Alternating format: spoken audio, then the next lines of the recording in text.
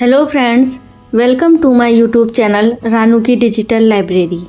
कैसे हो आप सभी? आशा करती हूँ आप सभी स्वस्थ होंगे, मस्त होंगे। तो आज हम सुनेंगे फणीश्वर नाथ रेणु द्वारा लिखित कहानी लाल पान की बेगम, जो कि 1959 में ठुमरी कहानी संग्रह में प्रकाशित हुई थी। तो आइए शुरू करते हैं आज की कहानी लाल पान की बेगम। लाल पान की बेगम। क्यों बिरजू की माँ नाच देखने नहीं जाएगी क्या? बिरजू की माँ शकरकंद उबाल कर बैठी मन ही मन कुढ़ रही थी अपने आंगन में। 7 साल का लड़का बिरजू शकरकंद के बदले तमाचे खाकर आंगन में लोट पोट कर सारी देह में मिट्टी मल रहा था। चंपिया के सिर भी चुड़ैल मंडरा रही है। आधे आंगन धूप रहते जो गई है सहुआइन की दुकान छोबा गुड़ लाने, सो अभी तक नहीं लौटी। दिया बाती की बेला हो गई।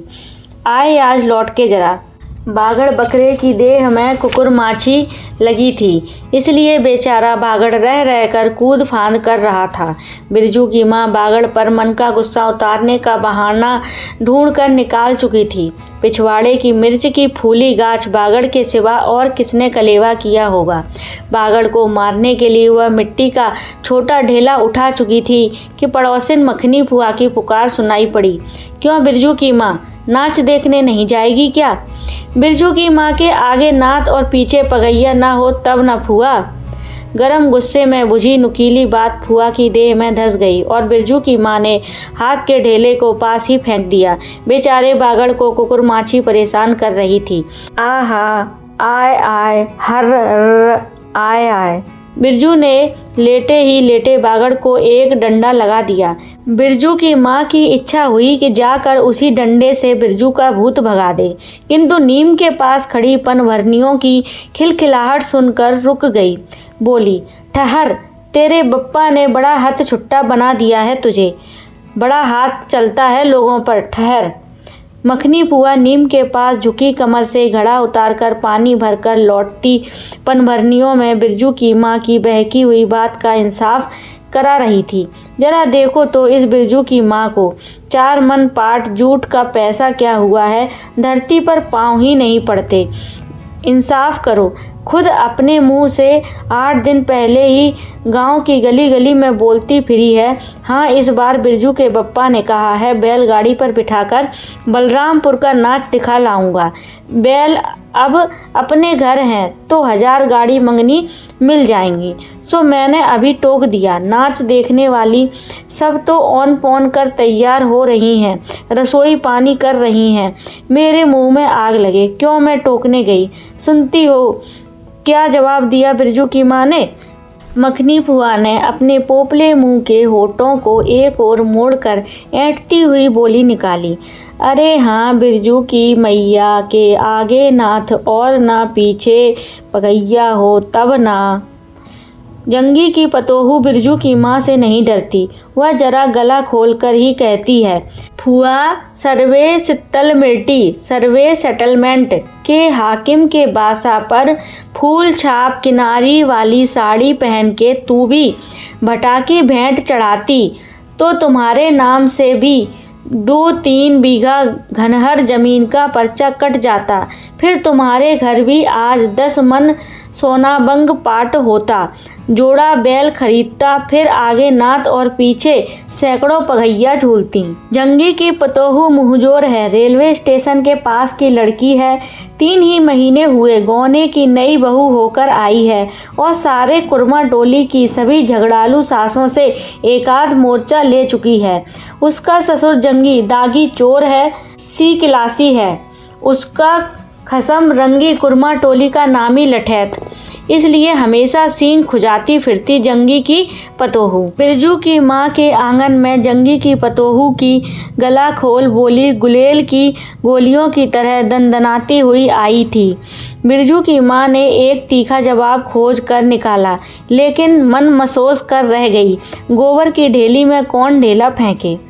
जीभ के झाल को गले में उतार कर बिरजू की माँ ने अपनी बेटी चंपिया को आवाज़ दी, अरे चंपिया, आज लौटे तो तेरी मूड़ी मरोड़ कर चूल्हे में झोंकती हूँ।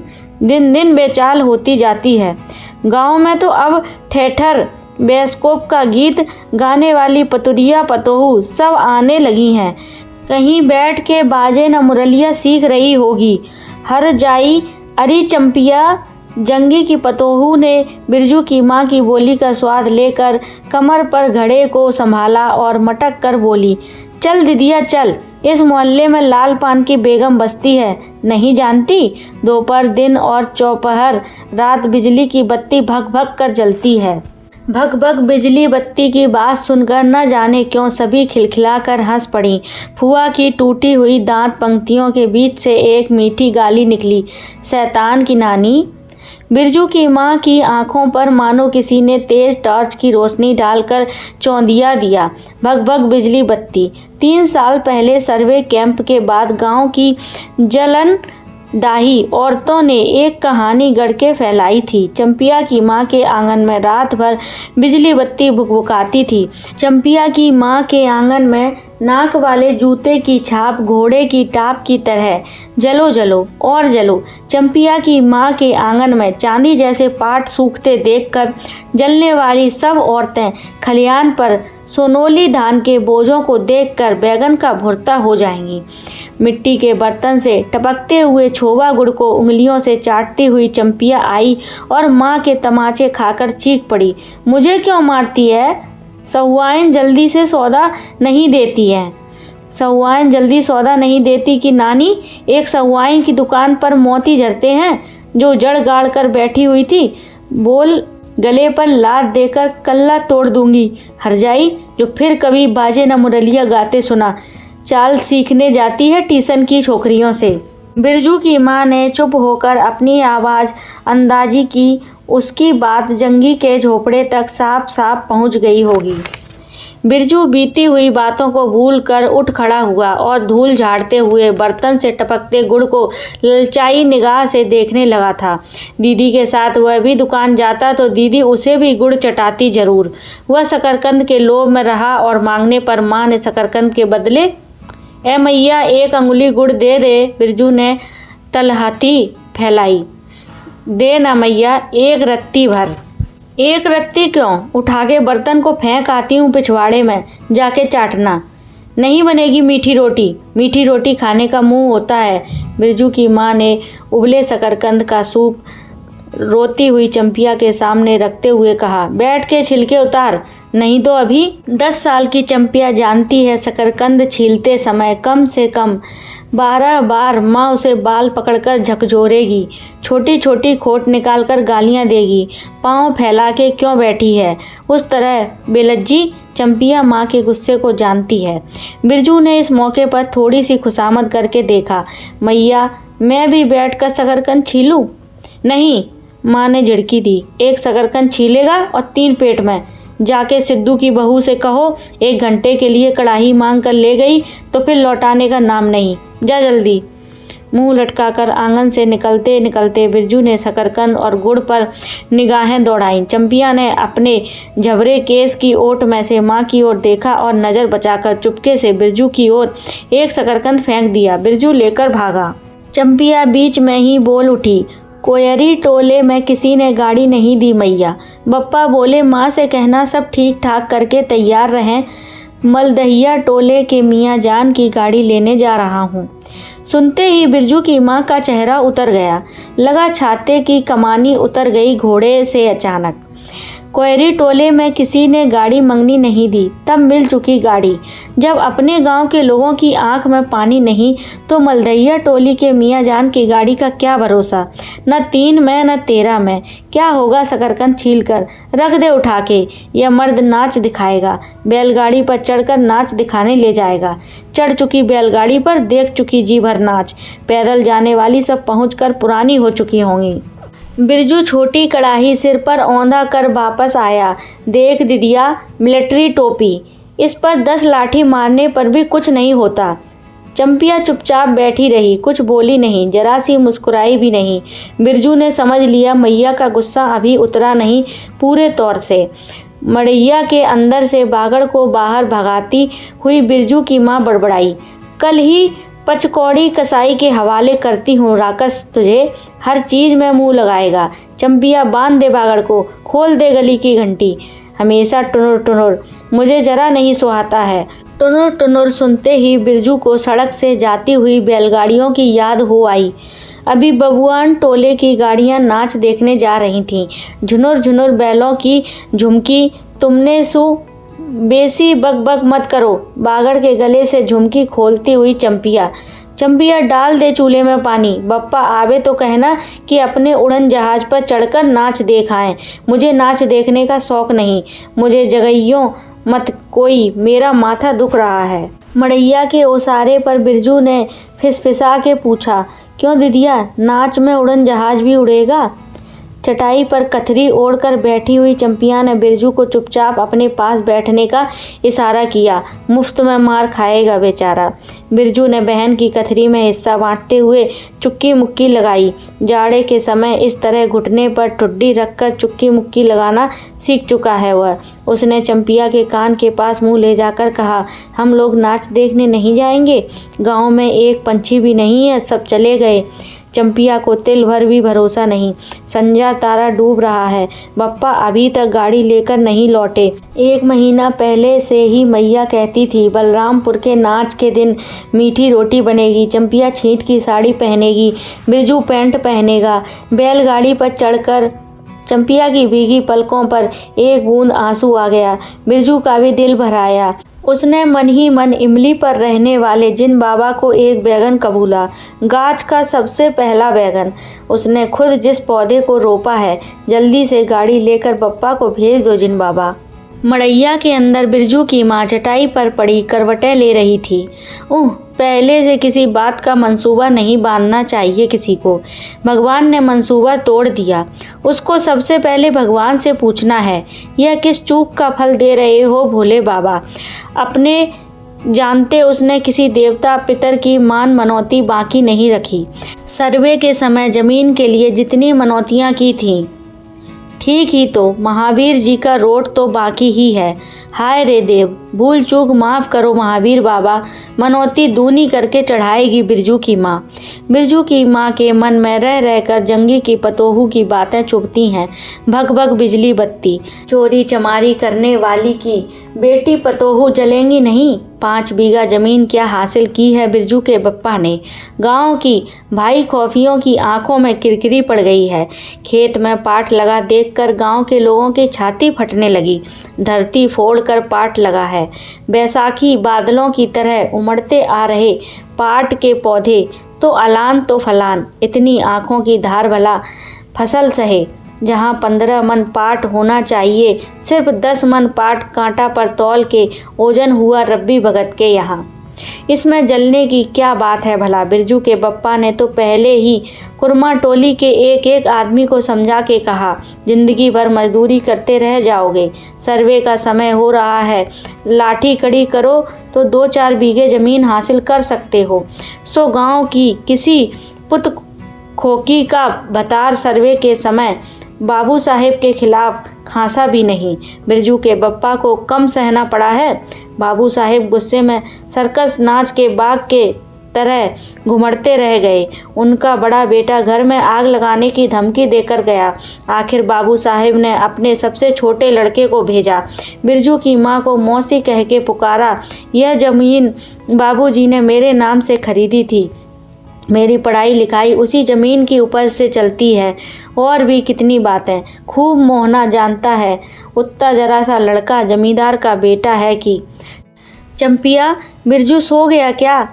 यहाँ आजा बिरजू, अंदर। तू भी आजा चंपिया, भला आदमी आए तो एक बार आज। बिरजू के साथ चंपिया अंदर चली गई। डिबरी बुझा दे, बप्पा बुलाए तो जवाब मत देना, खपच्ची गिरा दे। भला आदमी रे, भला आदमी, मुंह देखो जरा इस मर्द का। बिरजू की माँ दिन रात मंजा न देती रहती तो ले चुके थे ज़मीन, रोज़ आकर माथा पकड़ के बैठ जाएं। मुझे ज़मीन नहीं लेनी है बिरजू की माँ, मजूरी ही अच्छी, जवाब देती थी बिरजू की माँ खूब सोच समझ के। छोड़ दो जब तुम्हारा कलेजा ही स्थिर नहीं होता तो क्या होगा? जोरू जमीन जोर के, नहीं तो किसी और के। बिरजू के बाप पर बहुत तेजी से गुस्सा चढ़ता ही जाता है। बिरजू की माँ का भाग ही खराब है जो ऐसा गोबर गणेश घरवाला उसे मिला। कौन सा शौक मौज दिया है उसके मर्द ने। कोलू के बैल की तरह खटखट कर सारी उम्र काट दी इसके यहाँ। कभी एक पैसे की जलेबी भी लाकर दी हो उसके खसम ने। पाट का दाम भगत के यहाँ से लेकर बाहर ही बाहर बैल हट्टा चले गए।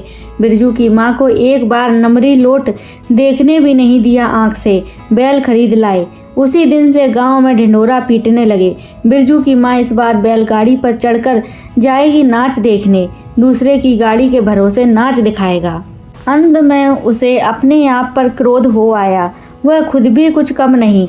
उसकी जीभ में आग लगे। बैलगाड़ी पर चढ़कर नाच देखने की लालसा किस कुसमय उसके मुंह से निकली थी भगवान जाने। फिर आज सुबह से दोपहर तक किसी न किसी बहाने उसने 18 बार बैलगाड़ी पर नाच देखने की चर्चा छेड़ी है। लो खूब देखो नाच। कथरी के नीचे दुसाले का सपना।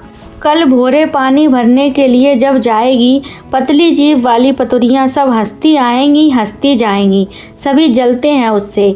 हाँ भगवान, दाढ़ी जार भी, 2 बच्चों की माँ होकर भी वह जस की तस है। उसका घरवाला उसकी बात में रहता है। वह बालों में गरी का तेल डालती है। उसकी अपनी ज़मीन है किसी के पास एक घूरे ज़मीन भी अपने इस गांव में? जलेंगे नहीं। 3 बीघे में धान लगा हुआ है। अगहनी लोगों की बिख दीठ से बचें तब तो। बाहर बैलों की घंटियां सुनाई पड़ी। तीनों सतर्क हो गए। उत्कण होकर सुनते रहे। अपने ही बैलों की घंटी है क्यों री चंपिया?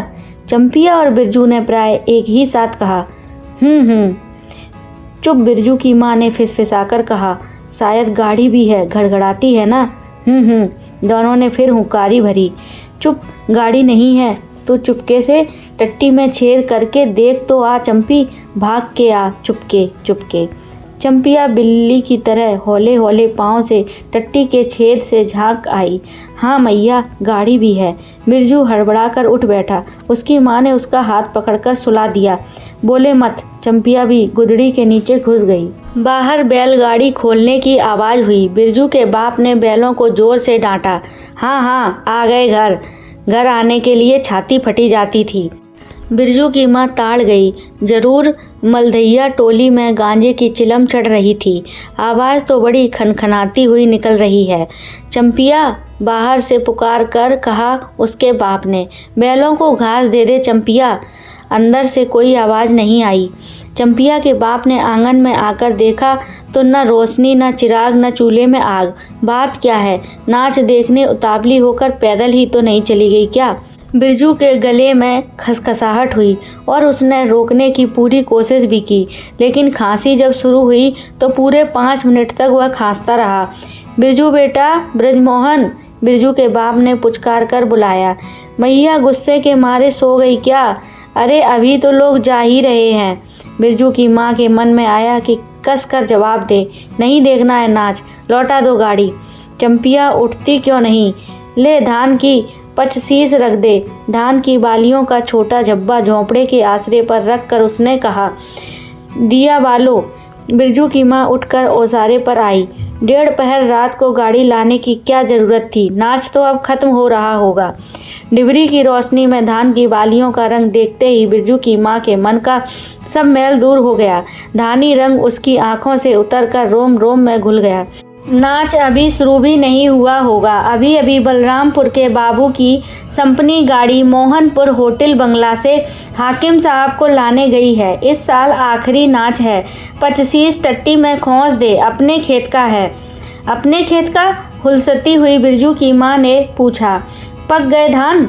नहीं, 10 दिन में अगहन चढ़ते चढ़ते लाल होकर झुक जाएंगी सारे खेत की बालियां।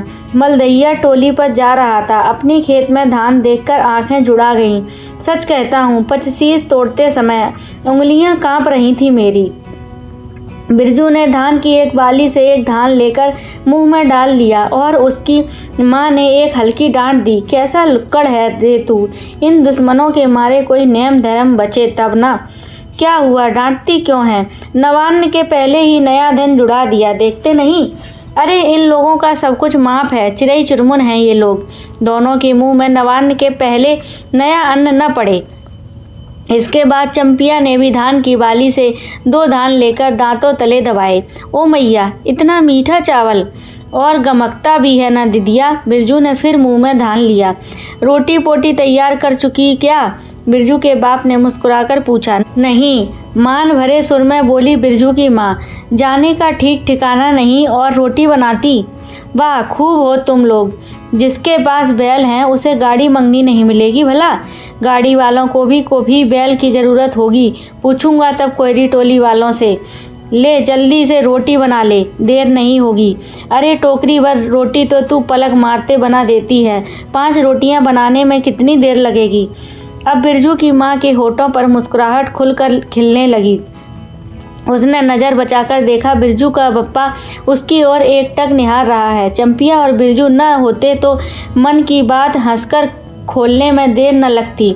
चंपिया और बिरजू ने एक दूसरे को देखा और खुशी से उनके चेहरे जगमगा उठे। मैया बेकार गुस्सा हो रही थी ना।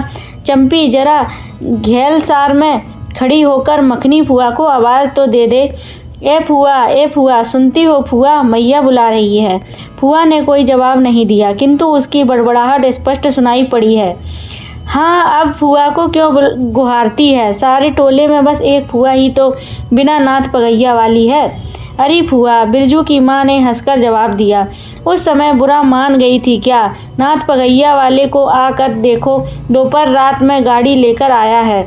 आ जाओ फुआ, मैं मीठी रोटी पकाना नहीं जानती। फुआ कांखती खांसती आई। इसी के घड़ी पहर दिन रहते ही पूछ रही थी कि नाच देखने जाएगी क्या। कहती तो मैं पहले से ही अपनी अंगीठी यहाँ सुलगा जाती। बिरजू की माँ ने फुआ को अंगीठी दिखला दी और कहा, घर में अनाज दाना वगैरह तो कुछ है नहीं, एक बागड़ है और कुछ बर्तन बासन। सो रात भर के लिए यहाँ तम्बाकू रख जाती हूँ। अपना हुक्का ले आई हो ना फुआ? फुआ को तम्बाकू मिल जाए तो रात भर क्या 5 रात बैठकर जाग सकती है। फुआ ने अंधेरे में टटोल कर तम्बाकू का अंदाज किया। ओहो, हाथ खोलकर तम्बाकू रखा है बिरजू की माँ ने, और एक वह है सहुआइन। राम कहो, उस रात को अफीम की गोली की तरह एक मटर भर तम्बाकू रख कर चली गई गुलाब बाग मेले और कह गई कि डिब्बी भर तम्बाकू है। बिरजू की माँ चूल्हा सुलगाने लगी। चंपिया ने शकरकंद को मसल कर गोले बनाए और बिरजू सिर पर कढ़ाई औंधा कर अपने बाप को दिखलाने लगा। मिलिट्री टोपी, इस पर 10 लाठी मारने पर भी कुछ नहीं होगा। सभी ठठाकर हंस पड़े। बिरजू की माँ हंसकर बोली, ताके पर 3-4 मोटे शकरकंद हैं, दे दे बिरजू को। चंपिया, बेचारा शाम से ही। बेचारा मत कहो मैया, खूब सचारा है। अब चंपिया चहकने लगी। तुम क्या जानो कथरी के नीचे मुंह क्यों चल रहा था बाबू साहब का। ही। बिरजू के टूटे दूध के दांतों की फांक से बोली निकली। ब्लैक मार्टिन में 5 शकरकंद खा लिया। हा। सभी फिर ठहाकर हंस पड़े। बिरजू की माँ ने फुआ का मन रखने के लिए पूछा, एक कनवा गुड़ है, आधा दूं फुआ?